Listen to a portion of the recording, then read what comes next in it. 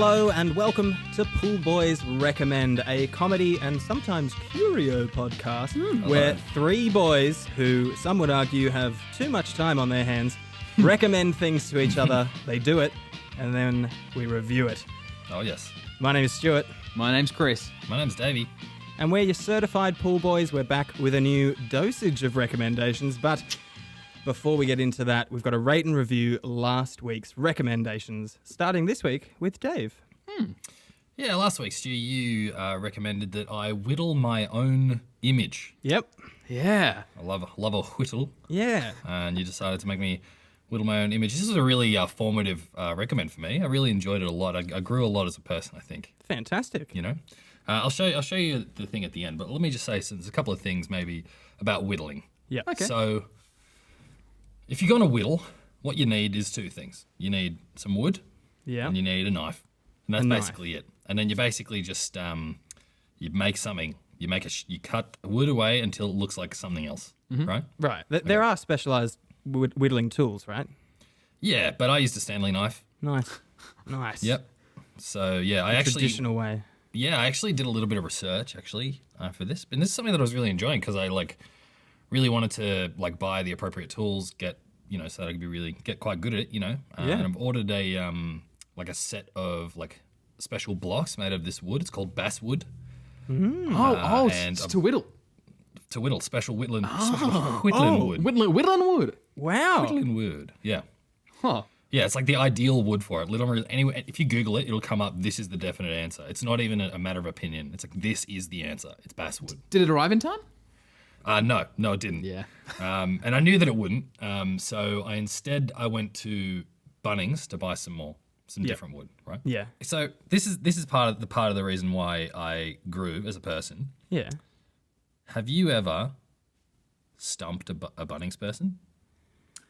Oh, no, but I've seen it happen. Only through my own stupidity, Never on their back, If you're doing it and it's just an incredibly rewarding moment in anybody's life, I believe, is to know more than someone that works at Bunnings about something. Yeah.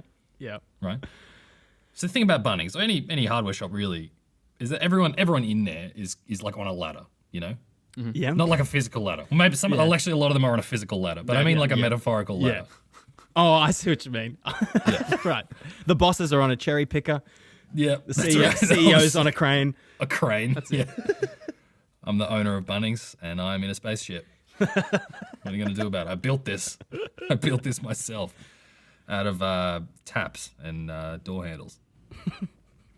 So it's the ladder basically of how handy you are, Yeah. Yeah. And you always know, there's always one person at the top of the ladder who's the most handy person in the shop, Yeah. knows what all the trowels are for, Yeah. do all the plumbing and electrical and mix paint and do all of it, right? Yeah. There's a big pig. There's one person who's the big pig of everything, right? Yeah.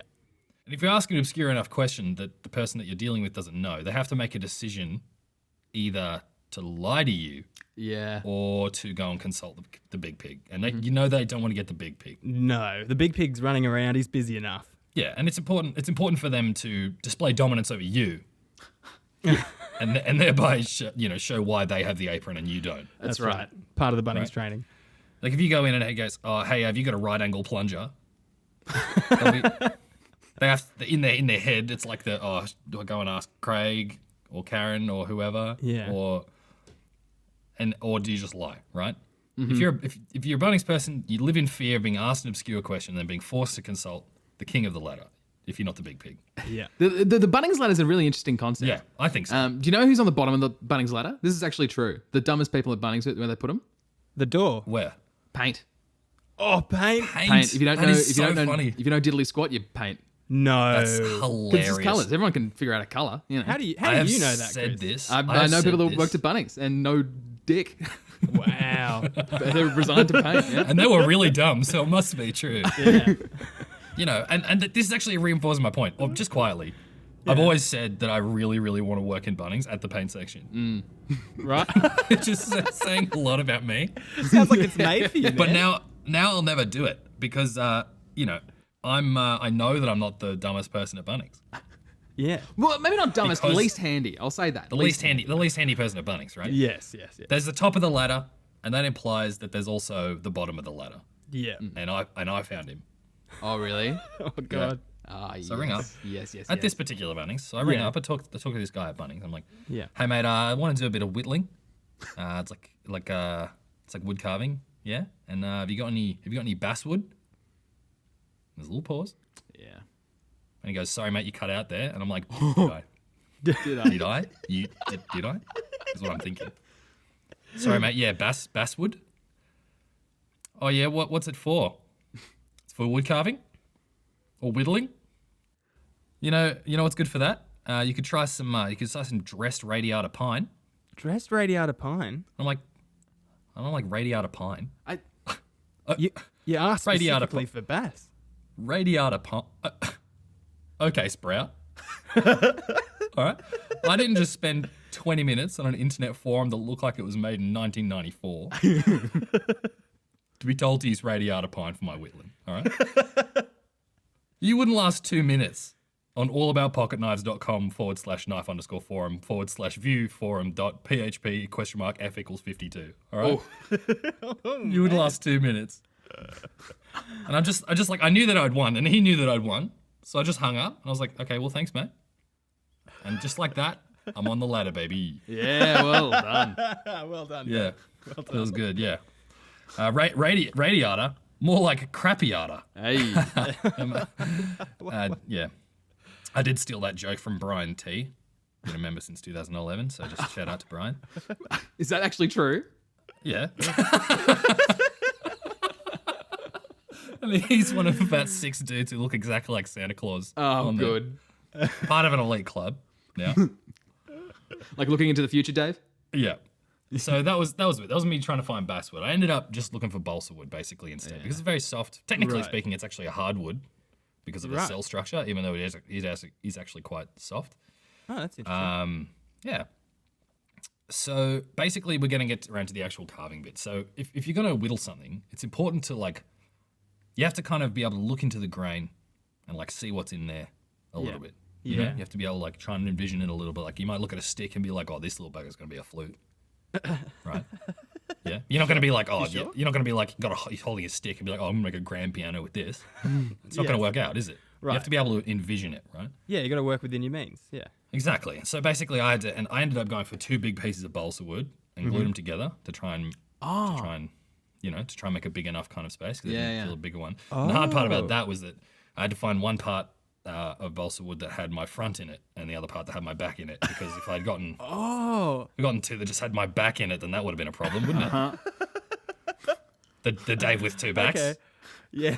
Yeah, no one wants to see that. No one wants that. No. Yeah, you can pick them up, listen to their stories a little bit, Ooh. knock on them. That's a good piece of timber.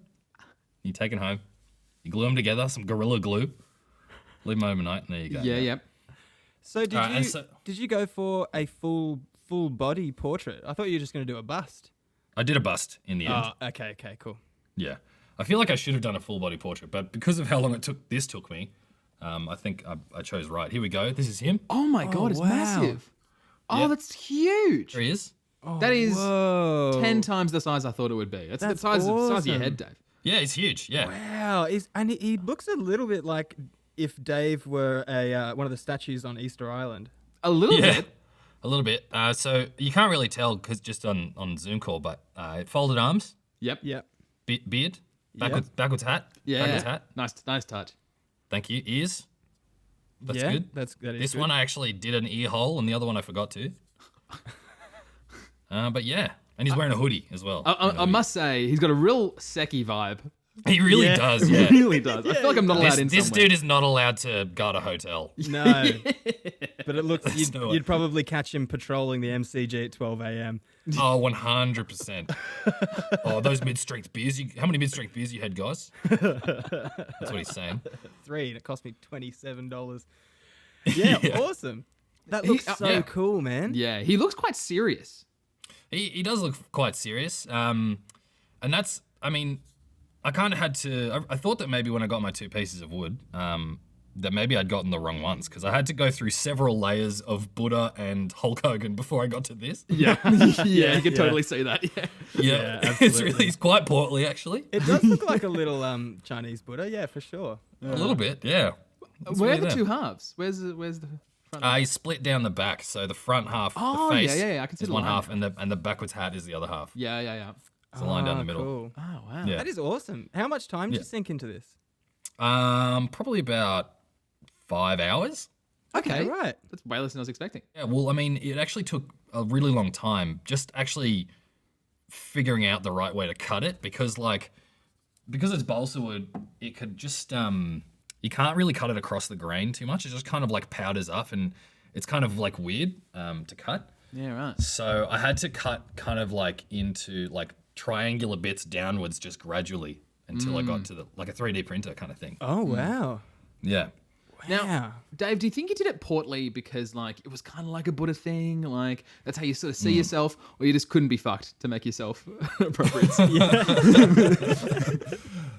Personally, I think that's the ideal body type, Oh, lovely. The Buddha body type. but it was an accident. yeah, okay. So it's a perfect mix of both of those things that end up in complete incompetence. I mean, you got the Buddha body by complete accident as well, right? Yeah, just genetics. Just genetics and KFC. Yeah, that'll be it. I got a genetically predisposed to just going absolutely hog wild at KFC. That's right. So was Buddha. Yeah. So that's yeah. Okay. I was trying to thread a needle about Buddha and like mashies at the same time. And Oh. I couldn't get there. That was a long bow to draw. I'm gonna rank this one. As we all know, I rank everything out of 100, and I only use the numbers, each number one time. Yeah. Meaning that I'll at the end of 100 episodes, I'll have a list of things and how good they are. I'm really excited about this. This one I'm gonna give a 55. Oh, wow. Which is good. Yeah, Okay. No, you just because- surprised me. Yeah, what did you think? It was I gonna be much thought higher? just because it's like labor intensive, I guess. I thought either really low or because you love whittling so much, really high. But I guess you split the difference. Yeah, well, you have to think about the fact that like I now have a bust of myself, which I spent so much time on that I can't throw away. Yeah. But I can't give to someone because why would I give it to someone? And so now I look like a massive egotist. Yeah. No. No, I made you Come do on. it. Artists do self-portraits all the time, man. It's a practicing thing. Yeah, this is from my balsa wood period. Yeah, you're right, Stu. Dave is just as good as Van Gogh. He's like, Yeah, That's right. absolutely. I Just mean, as Van talented. Gogh only, never sold anything in his lifetime either. Well, he sold one, Yeah. but Well, if I don't make any money from art, I can always rely on the paint section at Bunnings. that's right. that's right. Stuart, last week I recommended that you write and illustrate a children's book. Yes. What have you got? What have you got for lunch, Chris? I got peanut butter. What about you? Yeah, I've got 2 bigger stringers and a little note from my dad telling me that he's disappointed in me. Wow. All right, Yeah. children. All right, Oh. children. It's time to settle down. Lunchtime's over. Sorry, miss. It's now story time. Okay. Okay. Okay. Now, we're going to have a little bit of a story today. This story is called Harold the Hedgehog. Ooh. Okay. Oh, I love Harold the Hedgehog. I thought Harold was a giraffe. All right. And now it's time for the story of Harold the Hedgehog. Oh. This is Harold. Harold is a hedgehog. I knew it. Harold the Hedgehog likes to stay at home and tend to his garden, especially on Saturdays. The wood where Harold lives has always been lovely and quiet. Oh. Recently, though, things were getting loud and noisy. Why's that? The beavers would start their construction work very early in the morning. Little birds with very loud voices would twitter all their gossip all day long. Oh. The foxes had taken to throwing parties in the cemetery of all places. The wolves would run up and down the street, howling all the night. And strangest of all, eagles had started flying in circles high across the sky. Wow. It was all too much for Harold. His quills stood on end, he felt himself curl up tight, shutting out the world. Nothing could bother him when he was like this. He was safe. As Harold sat there, looking more like a sea urchin than a hedgehog, he began to lose his happiness. "Oh no," said Harold, coming out of his prickly covering. "With all this madness going on, I shall have to find a way to keep my happiness." And so he set off to speak with his good friend Bradley the Badger. Wow. Bradley knew everything there was to know about living in the woods. Bradley would know what to do. As Harold scurried across the forest floor, he came across a stream where he met a small fish called Fleur. "Excuse me," said Harold. "I seem to be losing my happiness. Could you tell me how you manage to keep yours?" "Of course," Fleur replied. "I keep my happiness by swimming every day. Why don't you give it a try?" "Oh no," thought Harold. He had been in water before, and he avoided it at all costs. "Thank you anyhow," he said, and carried along his way. On the path, Harold saw his friend, Greta the goat. "How do you keep your happiness, Greta?" he asked. She looked thoughtful for a moment, and then, with a bright smile, she said, "I just ignore anything that doesn't make me happy. Have you tried that?" "No, I haven't," said Harold. And as he walked along the road, he tried his best to ignore all the noise and bring back even just a bit of his happiness. But it was no use. When he passed the dam, he asked Ben the beaver how he keeps his happiness. "Just keep your hands busy," he said. "You can't be unhappy when your hands are busy." Harold had busied himself before, and he knew he could live without that added stress. "Thank you anyhow," he said, and snuffled on down the road, his happiness still slowly slipping away. He came across Linda the lynx, sitting as always on her purple pillow with golden tassels. "So you seek to keep your happiness," she said mysteriously. "Yes," said Harold. "How did you know?" "Come, sit and concentrate on your happiness," said Linda, gesturing to a little corner of her pillow. Harold sat and tried to focus on what little happiness he had left, but he found it impossible to keep all the noises out. Harold couldn't decide if Linda's method for keeping happiness was too much effort or not enough, but he did decide that it was definitely not for him. Wow. After an hour of sitting in silence, he excused himself very politely, and Linda did not seem to notice. He stopped in at Vincent the vole's house, who told him, "The best way to keep your happiness is to go running every morning and every night." Harold was many things, but he was not a runner. "Thank you anyhow," he said, and started back along the path. He began to get desperate for answers. He asked Boris the boar, who suggested he start a family and eat 5 truffles a day. Harold liked living alone and couldn't stand the smell of truffles. "Lick your ears and chew your paws," said Wendy the wolf. Harold decided he would not be doing that, thank you very much. When he asked Finley the fox, he suggested Harold dance in the graveyard, and Tim the tit was so unhelpful that Harold almost lost his happiness entirely. Tim the Tit. He was almost at Bradley's house. Bradley would know what to do. Just as Harold was arriving, Ormond the owl flapped down with his powerful wings and rested on a branch above Harold. "How are you, little hedgehog?" asked Ormond. "I'm losing my happiness," said Harold defeatedly, "and I don't know how to get it back. I've asked everyone and nothing seems to work for me." Ormond considered Harold the Hedgehog with his ancient eyes. That drawing is honestly quite scary.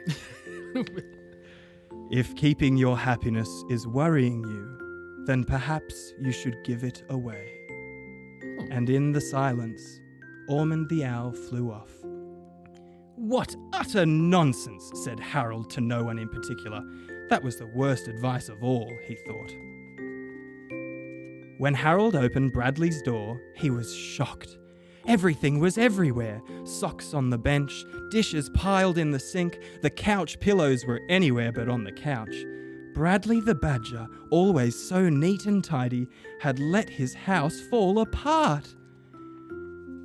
The worst sight of all was Bradley himself, his hair matted, still in his unwashed pyjamas, curled up in a ball on the couch.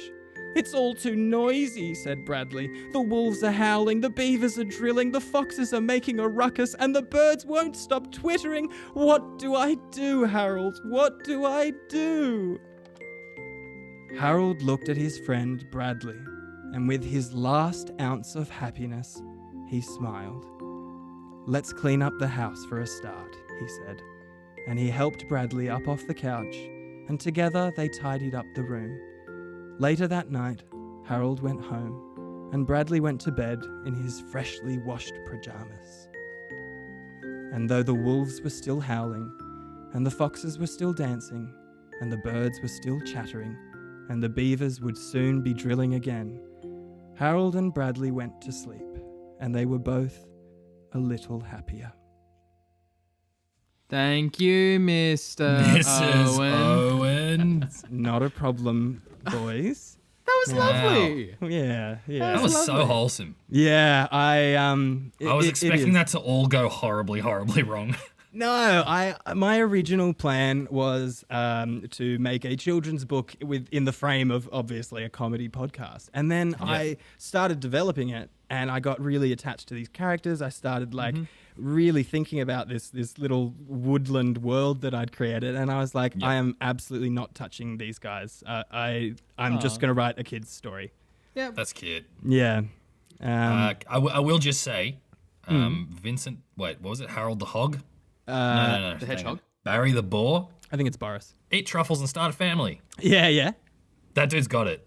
He's got it. Got it all He's got figured it. out. He does. Yeah. So And what an adorable way to deal with the population crisis. Well, I guess it's sort of every crisis, really. It's sort of, yeah. it can be easy to lose your happiness sometimes, and Absolutely, yeah. Yeah. It's sort of apart from obviously going to visit his friend, it's sort of analogous to, I guess you're right. It could be any calamity, but I'm sort of writing it with the idea of what's going on in the world right now. yeah. And also I was like really tossing up whether or not to make it a happy ending. And I personally wouldn't call this a happy ending. They're just a little happier.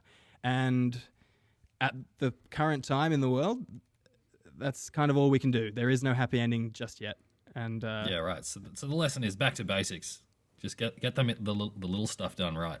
Yeah, I guess so. It was an upward tick, and sometimes that's enough, you know? Yeah, exactly. Like the world, it was kind of like the whole world changes for Harold, and he isn't coping with it well, and then he goes to his friend who he thinks he's going to cope with it really well, and he's not either. So they just help each other out, and there's nothing they can do about the big, wider world, but they just help each other get through it, you know? Yeah. All right. Yeah, fucking hilarious. Hey, guys. This is why you said comedy and curiosity podcast at the start, right? It is. Oh, yes. Yes, it is. Yeah. I loved this. Loved it so much. I actually loved it so much, I'm going to make a little video. Oh, mate. So obviously you can't see it on the podcast, but the book has little watercolor paintings that go along with it. Quite crudely drawn, but that's sort of in the style. So yeah, there will be something on the YouTube for people to click on if you want to check that out. Cool. Yep. All right. Excellent. Well, that was my most sincere segment yet, I reckon. Yeah. Potentially Yeah. for all of For us. sure. Yeah, so that was that. Chris, writing a children's book is life. For experience, 10 stars. Chris, writing a children's book is life itself. For spiritual growth, 10 stars. Christopher Heaslip, writing a children's book is life and pure joy itself. 10 out of 10 stars. Nice. Beautiful. Yes. This is your Well first full done. score. And Oh. I realize now, after having given two 30 out of 30 scores away, I realize now what it is that makes Yep. for a full mark score. And What's it's that? when I can see myself happily doing exactly that every week, like basically for the rest of my life. Oh my God, Stu. That's sick. Well done. I would be a very happy children's book author, I think. I would love Stuart. it. Yeah, I've always wanted to write children's books. Yeah. It's So cute. so good. Oh, Yeah, man, and that is- lovely. yeah. How good. I hope you've got some funny shit. Well, I don't know if I'd be happy doing this every week for the rest of my life. Yeah. Oh my goodness. Strap in. Christopher Heaslip, last week David recommended whoops. to you that you watch a film that is hosted on the website Pornhub. Yeah, that's a weird little detail. That's a weird little whiskered detail of this. Like Yes. all week, my girlfriend is like, "Oh, hey, how's that porn movie going? Have you watched that porn movie yet?" I'm like, "No, look, can we not? Yeah. Can we not do that? Can we not go on that, please?" All right, strap in, guys. Let's do this. It's gonna be pretty ready. long. It's gonna be a bit of a roller ready. coaster, but we go. I'm ready. let's do it. Yep.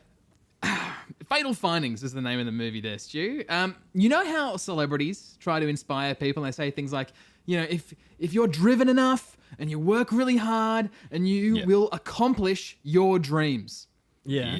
They didn't know at the time that they weren't inspiring little kids. They're inspiring delusional people like Tommy Wiseau and Neil Breen. Yes. Can I just start off the top, right? Yeah. Would you say that this movie or The Room, are they on an equal footing? The relationship this movie has with The Room is absolutely fascinating. I don't really go into too much detail about it, really, but I'll say its failings are entertaining, both of them. So I would put it as on equal footing as The Room. It's Right, it's certainly okay. different, and there's major differences, but Yep. there's enough parallels. And when you watch the first couple minutes, it's those parallels that just scream at you. It's like big wide shots for no reason. Yep. Oh, A God. delusional yet somehow charismatic leading man who directs and writes and produces the whole thing himself. There's a lot of parallels. If you don't know what The Room is, it's another terrible film, but it's a bit more known. You heard about the than Disaster Artist? That's what that film was made about. Exactly. I can't wait for the Disaster Artist version of this film. Well, he hasn't really broken through to the Tommy Wiseau level yet. Yeah. There's still plenty of time. Yeah. And I'm quite curious to see if it ever does happen to that extent. Anyway, Fateful Findings is the third, and I put this in quotation marks, most successful film produced, written, directed, and starring a man named Neil Breen. Wait, as in Okay. the third, Third most in successful. brackets, most successful. No, it's As his in, he third said movie, all- and it's his most Right. successful of. I think it's Oh, five third comma, films or most six? successful. Oh, Yeah, I sorry. thought he Okay. had two other films. I thought you were telling me that he Fluffy had shit. two other. I thought you were telling me he had two other films that he said was his most successful film. No. Fateful Findings is the top of the mountain. The Okay. tip of Right the on. iceberg. So you don't have to. We're going to be talking about Neil Breen quite a lot, and so you don't have to Google what he looks like. Dave, can you paint the people a mental image? Yeah, let me just bring up a picture of him. He looks like Alice Cooper without the makeup on. Oh, that's a great one. That's a great one. I knew you'd have something good. Because I was trying to paint a mental image because this is a podcast, and he has such a weird look to him. Yeah. Such a weird look to him. I'm going to His try and eyes paint a are mental so- image in everyone's brain at the moment. Okay. Number one picture, he comes on Google Images, he has his eyes closed in the photo. That's great. Okay. That's okay. perfect metaphor for this situation. If you're listening to this podcast, close your eyes for a moment. All right, you're sitting on a train. You look down at your phone. You're playing on your phone. You look up, and there's a strange man looking at you. Oh no. You look down at your phone again. You keep playing again. You look up again, and that same man is still looking at you. Visualize that strange man. That is exactly what Neil Breen looks like. That is exactly him. It's that exact look, I'm telling you. You can imagine him one seat closer if that helps. Yeah, that's right. Okay, let's get into the movie. I'll sort of talk through the plot a bit. I'm not going to get into every detail because there's a lot of details. But I'm just going to point by point go through the movie and then sort of sum up my feelings about it at the end. Okay. First impressions. That sitting on the train bit was good. Carry on. Thank you. Sorry. First impressions. As we said, this movie was on Pornhub, and I did watch it on Pornhub. And if the suggested videos on Pornhub are anything to go by, I'm in big trouble. That sucks. There was some scary shit there. Let's not. We just had a children's book. Let's not dive down that rabbit hole. No. Done some irreparable damage to the algorithm here. Okay, here we go. One summer, a young boy with his completely relevant and well-shot power balance band finds a mysterious rock along with his friend, a young girl. A few days later, the young girl has to move away and they lose contact. No. Flash forward. The young boy has turned into our leading man, Neil Breen. So That's right. So we can only assume, judging by his age, this has been many, many decades. Yep. Wow. Neil Breen. At least 50 decades. Neil Breen is crossing a road while speaking to his wife on the phone and gets hit by a Rolls Royce. We mysteriously see the feet of a young woman get out of the car, walk around the front, and look at Neil. It is never made clear who this person is. There are plenty of witnesses that react to the crashing, but none react to this strange woman that's looking at him on the ground. Mm-hmm. Neil is taken to hospital, and judging by how many gas canisters he's surrounded by, it looks pretty serious. This movie does this strange thing where you can see that it was a lot of effort to get a prop because they heavily feature that prop like again and again and again. Yeah, just he's got a gas canister under one arm for the rest of the film. Yeah. He's shown in a hospital bed doing nothing for what feels like about 20 minutes. God. A young, beautiful, blonde neurosurgeon comes in to have a look at him. Yeah. She's not his doctor. She doesn't know him. But just comes in to have a check, and shit's pretty fucked. He wakes up and does that classic cliche and rips out the tubes that are in his veins. And by in his veins, I mean they're empty tubes taped to his wrist. And they don't even edit away. The editing's particularly bad. Anyway, I will get into that later. And Just tubes. They're just Taped to his wrists. and he walks out of hospital. He heads home and has an incredibly bloody shower with his wife while still wearing a large facial bandage. Oh, yeah. Oh, he's still wearing the facial Still wearing the He's bandage. bandage. completely naked except for this massive freak bandage show across stuff, his face. yeah. And is that meant to be a tender kind of moment, or what is that? Incredibly tender, Stu, with blood dripping down his legs. Yeah, my tender. I God. believe they call that's rare, is what that is. Even blue, maybe. Yeah, it's blue. That's blue. We go into Neil's home office. It has 4 laptops. That's right, 4 different laptops. Not monitors, laptops. Got to feature them props, Lappies. man. Got to feature them Yep. props. Keyboards and everything. Yeah. That is until he has a headache. And in the pain, he knocks 2 of the laptops violently onto the ground. Oh, no. Thank goodness he has the other 2.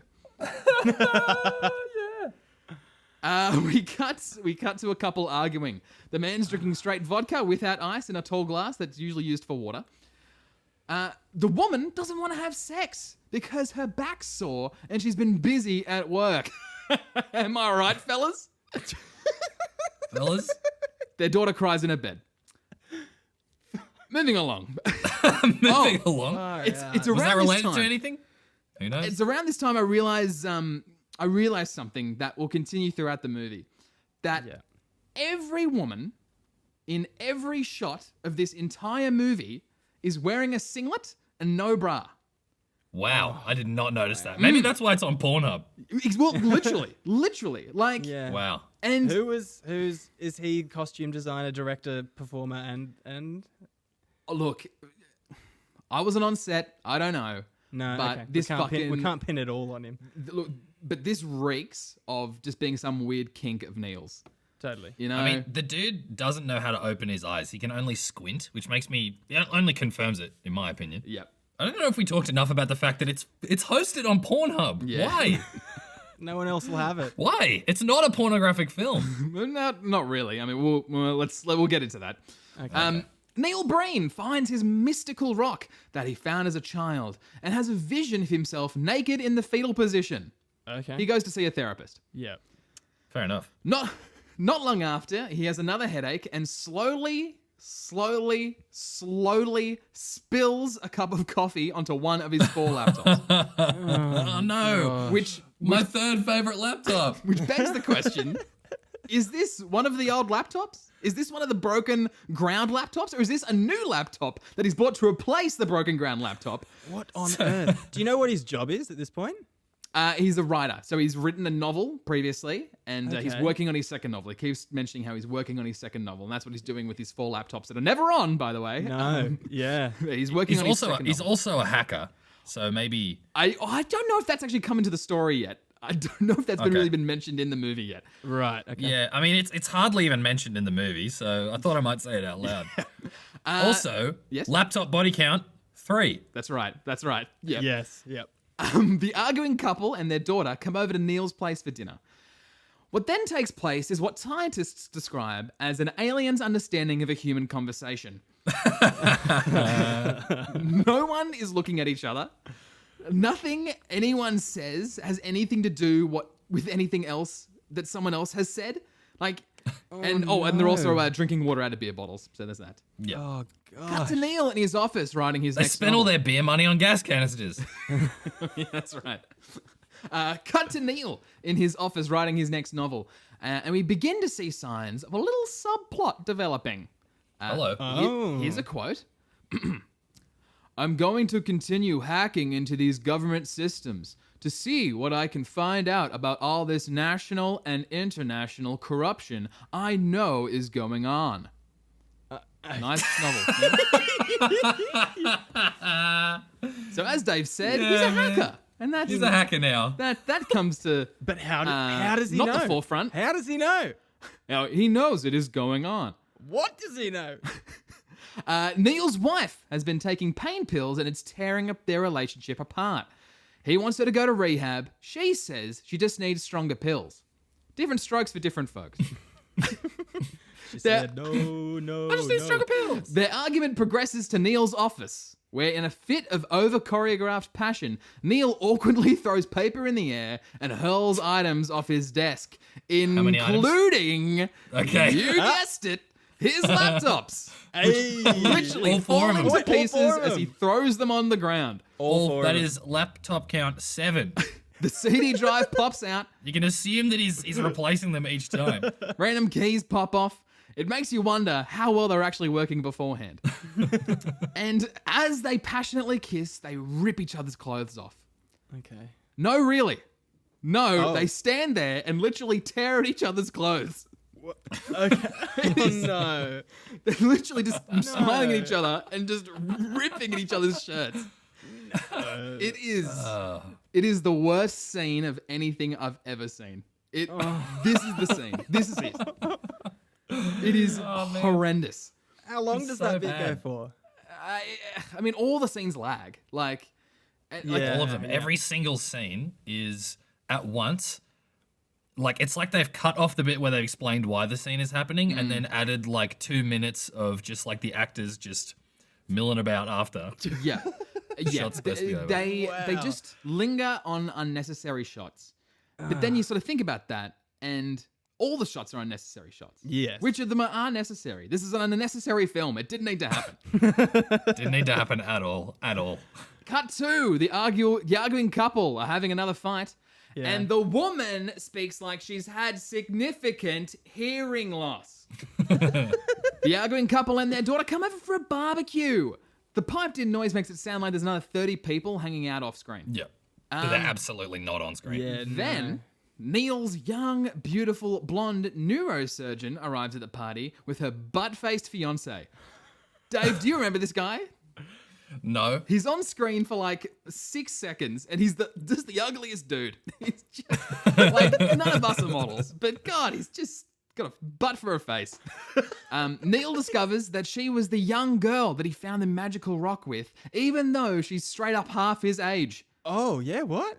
Yep. Straight up. And drunk Jim from the arguing couple knocks everything over. Drunk Jim. What are you going to do, huh? Drunk. A laptop? Does he knock a laptop over? Ooh, no. No laptops at the party, unfortunately. Damn. As they hang out by the pool. I'm assuming that they are all at the shop where they get repaired every time he leaves the room. He did the grand slam, all 4 of them last time, so I feel like there might be a little bit of lag. That's why he wrote this scene in. The next day, the arguing couple's daughter comes over for a swim and takes off her bikini top. Neil Breen pervs like the sex pest we know he is. The daughter then has a bath. Neil Breen walks in and grabs her towel, covering her up because when Neil Breen pervs, it's on his terms. Oh, no. Oh, it's bad, yeah. The arguing couple argue. They throw drinks on each other. This, of course, is one step too far. The wife gets a gun and shoots her husband. Wow. Neil Okay, Breen shoots him. enters just too late, and the wife says he committed suicide. Neil Breen consoles the body and says, I can't help you out of this one, Jim. Consoles the body. Yeah, well, he just sort of, you know how they just like hold a dead body and go, Jim, I can't help you out of this one, Jim. Can't help you out of this one. Cut to another shot of Neil Breen naked in the fetal position. He's now hugging a naked female who's in the fetal position next to him. The poor thing. Yeah. Neil meets up with the neurosurgeon at a lake and they profess their love for each other. They go back to the tree where they found that weird cube and put it back where they found it for some reason. Yep. They kiss and take their shirts off, which is a lot easier for the blonde neurosurgeon because she's wearing a singlet and no bra like every other female in this movie. Oh, man. Oh, Jesus Christ. God. Meanwhile, Neil's wife takes too many pills and he comes home to find her dead.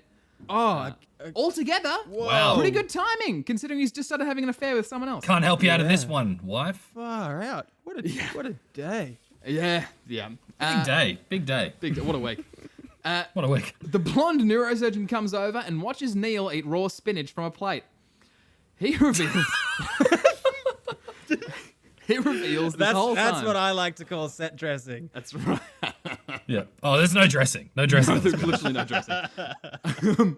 He reveals this whole time he hasn't been working on his new novel like he's been saying. He's actually hacked into the most secret government secrets.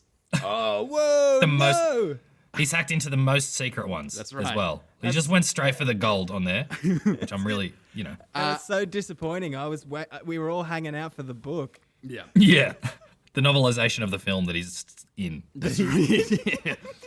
A frustrated Neil throws his novel at two of his laptops. Keys again fly off. 9? Oh, That's 9. God. Assuming 9 he's bought laptops. new laptops every time he breaks them, let's count them out. Right. He started with 4. Yep. Had a headache and broke 2. Yep. Poured coffee all over 1.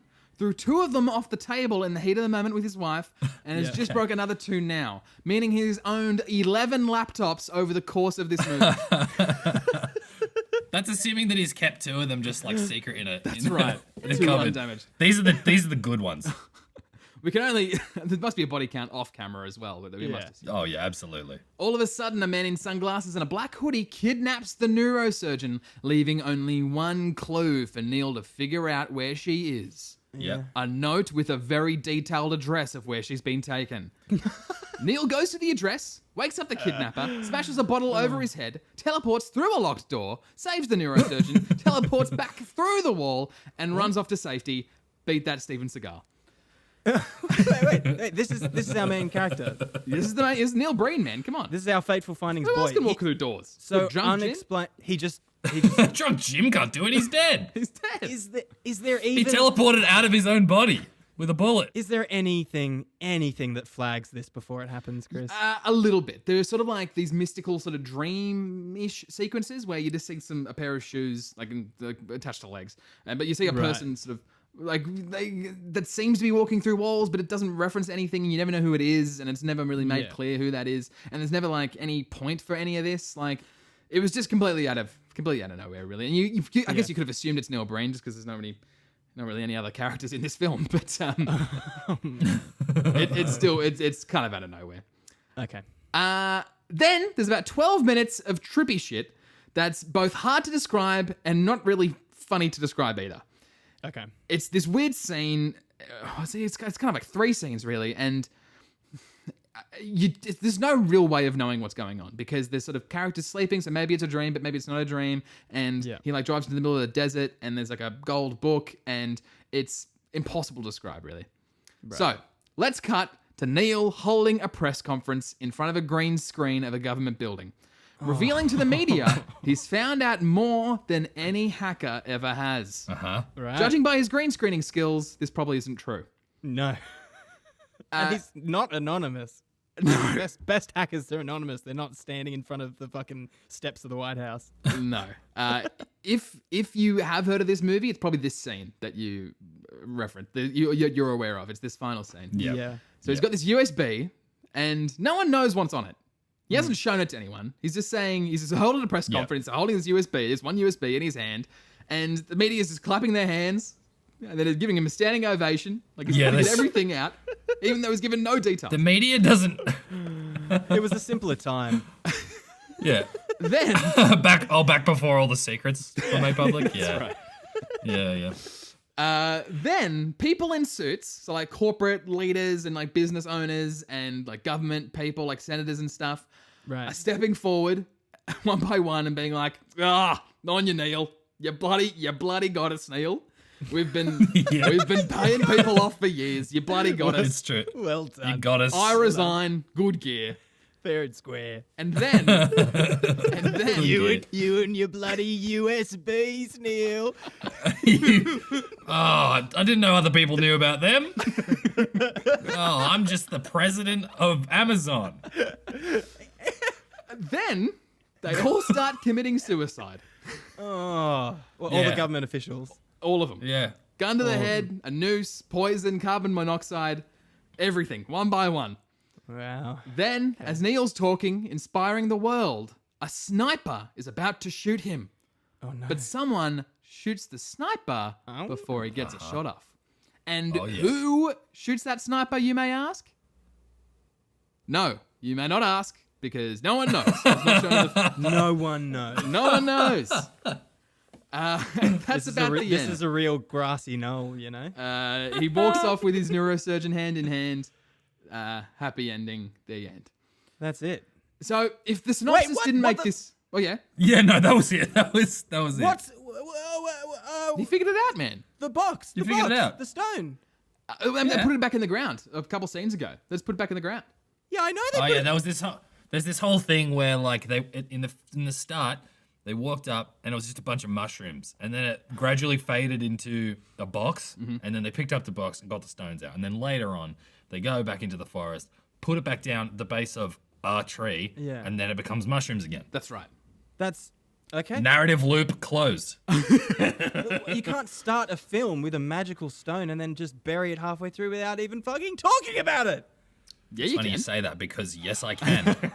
I'm Neil Breen, and I've discovered more than any hacker ever has. God. If the synopsis didn't make it clear, this movie might be the worst thing I've ever seen in my entire life. Yeah. This film is awful. You know, Dave sort of alluded to this earlier.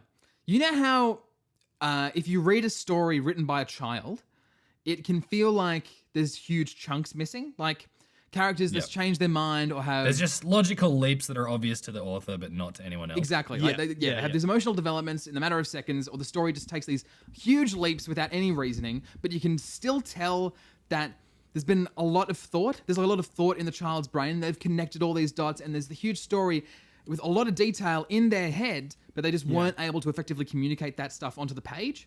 It's like Yes. that. Yep. So you can tell this all makes is. sense to Neil, and he understands everything that's going on, and it all makes a lot of sense to him, but it's just not conveyed to the audience at all. Right. It's the Etch-a-Sketch of films. That's that's right. Dave, when you recommended this to me, you asked me to Yes. look into the director's intent Yeah, and explain the director's intent. that's right. Unfortunately, The director's intent was just to see some titties. well, a bit. Probably. I don't believe there's many people that can really delve into the mind of Neil Breen and survive to talk about it on the other side. Oh yeah. Yeah. I think much like The Room, he wanted to create like an all-rounder. Like he wanted to create the perfect film, much like Tommy thought The Room was. Right. A film that's got love, action, thrills, drama, paranormal, symbolism, anything you could possibly want. Like he was Patrick Swayze, he was Steven Seagal, he was Jimmy Stewart, all at the same time, which of course can never really work. especially No, when it's limit accepted your like this. palette. Less is more. It's like the first thing you learn as an artist, you know, in training. Yeah, another sort of parallel, like much I like didn't know that. I just scored a free lesson about being an artist. Feels good. You're welcome. I hacked into that lesson That's and I it. took it. you know more than any hacker ever has. How'd you get Yep. that USB, Dave? Don't ask me about this. I'm just the smartest person in the world, and here's my girlfriend. Give me back that USB. It has all of my acting prowess. No, kill yourself. That's the only way this comes out. Okay. Jeez. Rough into the podcast. Wow. Another parallel with Tommy Wiseau as well in The Room, or many stories you hear like a lot of stories or fan fictions written by teenagers, like Yeah. that death or suicide is used as an exclamation point. Like it's Yeah. it's completely unnecessary. It doesn't actually add anything to the real story Yes. itself. Yes. It's just there to sort of try and convince the audience that this means real business now. This is really intense. See, people Yep. are dying. Like Yeah, it's just, yeah, but it yeah, doesn't yeah, actually yeah. mean anything. Look, I kind of respect the hustle. Okay. Like he's making these things on very little money. Yeah. And as bad as it is, I think he's making some. I think he's profiting off these movies. I think he is actually making some money, and he seems to really enjoy the whole process. Right. Like he seems to be having a really good time, and obviously puts a lot of effort into Yep. these, and so he must be enjoying it. Yep. Okay. Nice. The last time we did this segment, the terrible movies with Chris segment, Yep. I was Son of Mask, and I tried to fix the movie. At the end, I like listed like 5 things, and I was like, if you try and change these 5 things, the movie could be better. Like I changed a couple key things in hopes to make this film better. Yeah, I must admit, I've been hanging out for you to fix this one. But every element of this movie is so fundamentally flawed to its core that there's nothing I could possibly do to fix it.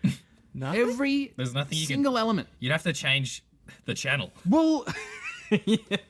Change the Pornhub video, yeah. That'll fix it. So what? Fixing it means in this instance, it's non-existence. It's snake bit.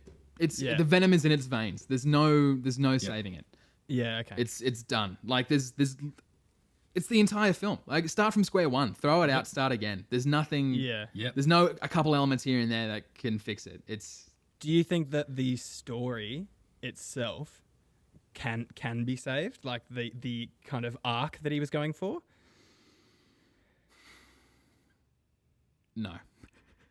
Is the simple answer. No, there's too much going on, and the what is there is melodramatic and over the top. It doesn't actually make sense, and there's no like making sense of it because it's just like a thing. It's like, oh yeah, I hacked government and I have secret. Like, Yeah. you know, there's no there's no nuance to it. There's nothing extra to it. It's just that plain, boring log line. Like it's just not even a log line. It's just, you know, a simple statement, and that's the plot of the movie. You know? Yeah.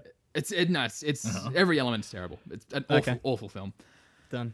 It's truly terrible. Yeah. Yeah, anything to add, Dave? Because you've seen this before. I have seen it before. I did forget.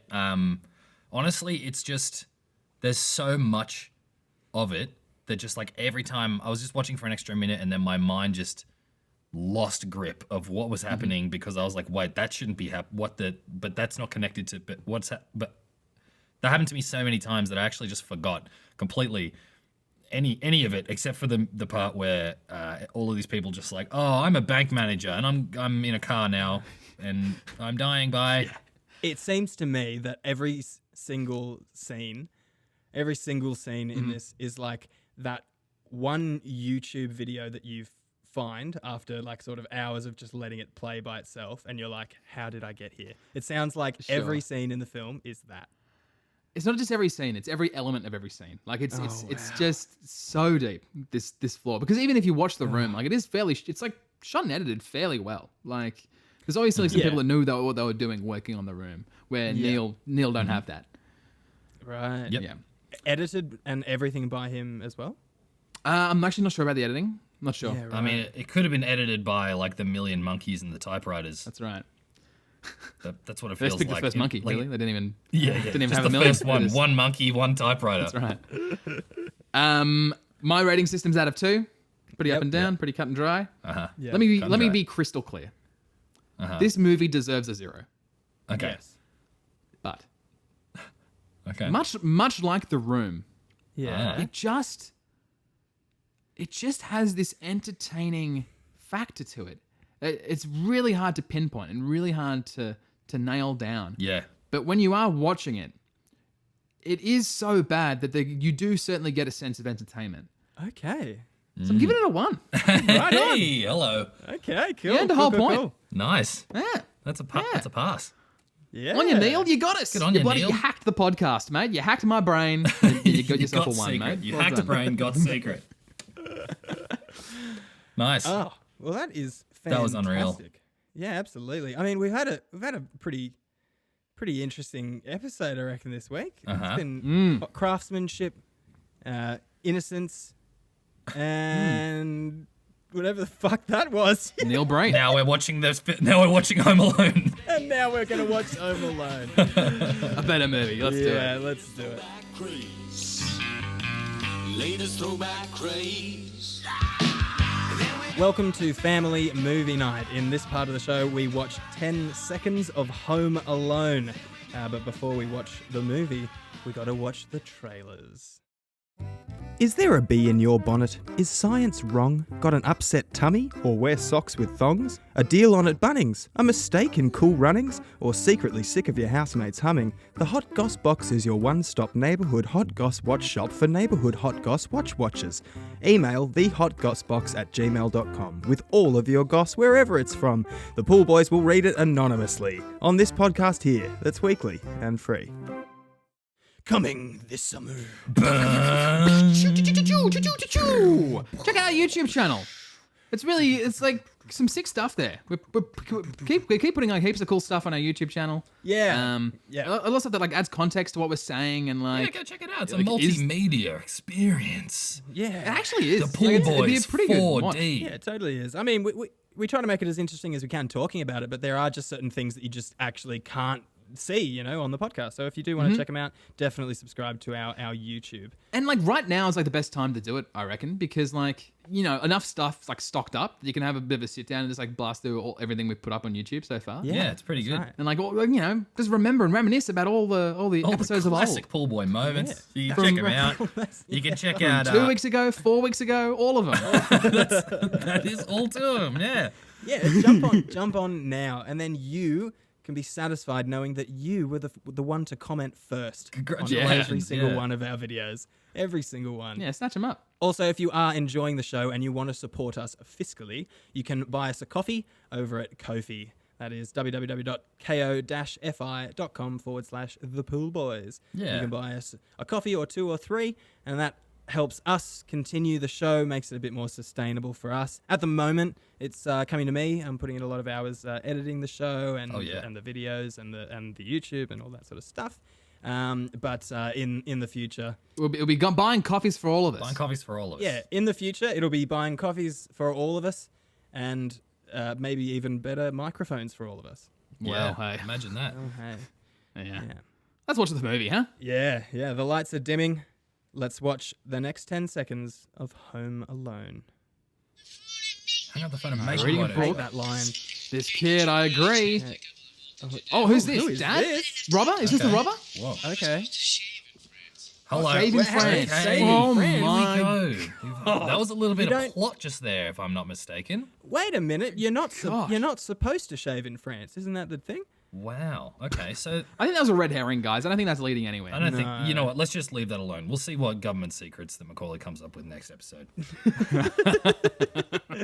With Family Movie Night done and dusted, it's time to move on to the last part of the show, which is where we give out our recommendations for the following week. Uh-huh. Who wants to go first? I don't think I've gone first this entire time. Yeah, why don't you? Yeah, jump on in. Yeah, I'll go first. All right. David. Yeah. Dave, you're a beautiful mind. Oh, wow, that's... Like the Russell Crowe film. You're a beautiful mind, You mate. almost You're- drowned your son. Yeah. Can't believe you remember that movie that well. I don't remember anything about it at all. Mate, you're a beautiful mind. That's nice, yeah. Your brain works in a very particular way. Okay. You know, Dave's at his best. You can't box in Dave. You can't put him in a box. You know, you need to give Dave Okay. a blank canvas. Okay. Yeah. And so that's what I'm gonna do. Dave, Uh-huh. it can be about anything you want, anything at all. Yeah. I recommend that you create a BuzzFeed personality test. Oh, You know those wow. That is which Harry exceptional. Potter That's a good Harry one. Potter painting are you or Yep. whatever? Like Yep. on Thursdays, they're really precise. Oh, yes. This is that's such very a good. good recommendation. Thanks, man. This is great. Dave, I'm you psyched. Make one of those, make it from scratch, and then next week you can test Stu and I at the same time. Can't wait to steal your guys' data. That is very, very exciting. Very Awesome. exciting. Yeah. Oh, great. Okay, well, I guess I'll go next. Sure. Stu, I'm recommending for you this week. You are, yeah.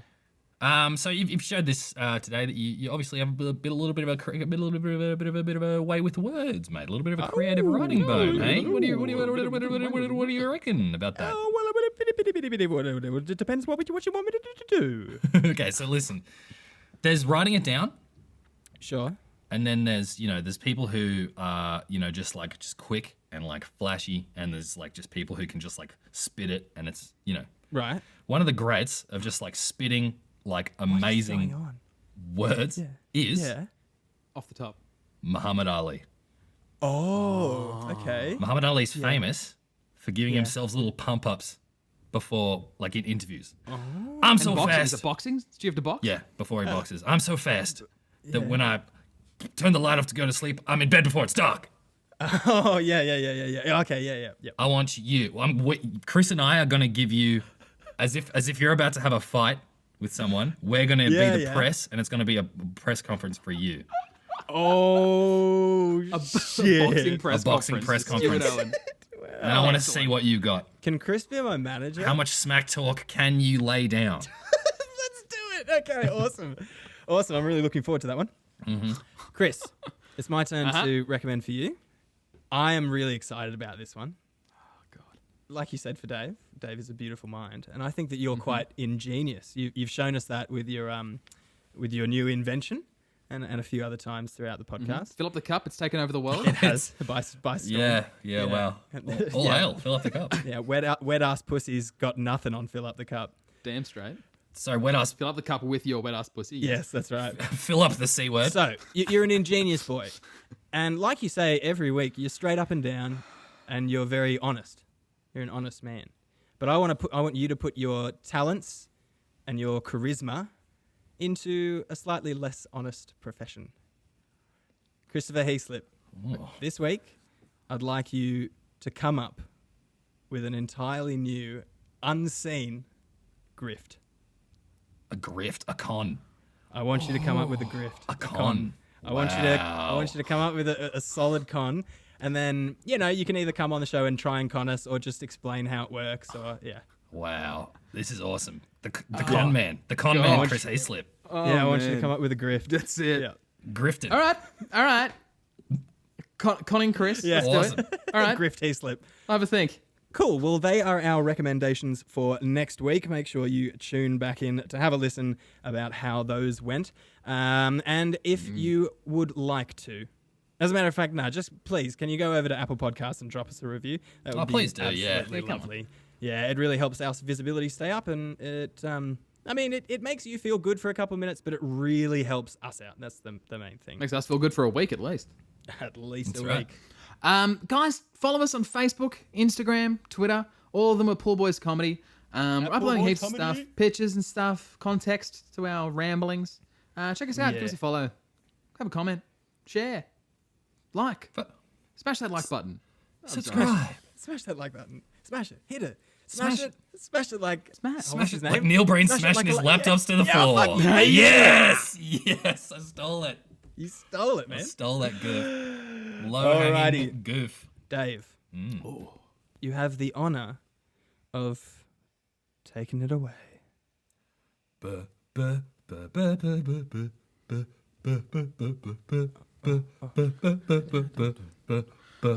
Fruit salad, yummy, yummy. Yummy fruit Salad. Yummy, yummy. Awesome. Excellent. week. Well done, Chris. Well done. All right. Thank you very much for listening to the show, and we will see you same time, same place next week. What a week, boys. What a week. What a week. What a week. What a week. What a week, though.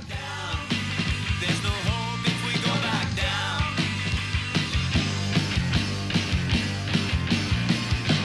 Bum, bum, bum. Let me hear you say way-ho. Way-ho. Boom, boom, boom. Let me say, wow. Hi, hi, hi. Wow.